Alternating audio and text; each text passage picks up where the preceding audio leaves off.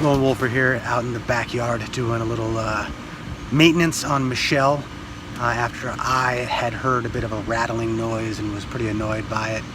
And I quickly found that the issue was a missing nut that belongs in the end of the stud holding the exhaust flange on. So here is where that 5/16 nut goes on the end of that stud. There are two of them, one on the top, one on the bottom there.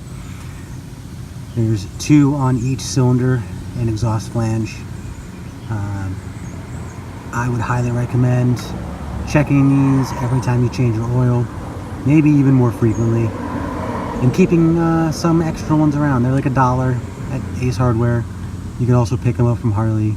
I don't think they're any more expensive there. But yeah, it is a good practice to check these and tighten them. And yeah, you're gonna lose some every once in a while. This is a pretty common issue that I have had over my lifetime with this bike.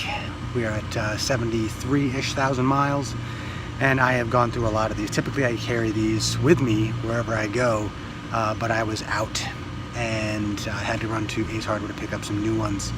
It is a simple thing to fix. They are going to rattle off. It is just something that's going to happen when you put a lot of miles on a Harley Sportster, or any Harley for that matter.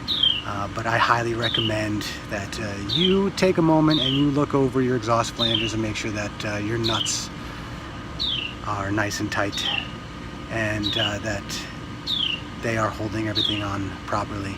The biggest problem you will find when they come off is that you will hear a rattling noise, which will annoy the piss out of you. But then you can also start having compression issues because you don't have proper back pressure, and you start losing acceleration, and you hear some extra popping noises, and you might actually even hear a really loud exhaust noise. But it is easy to fix.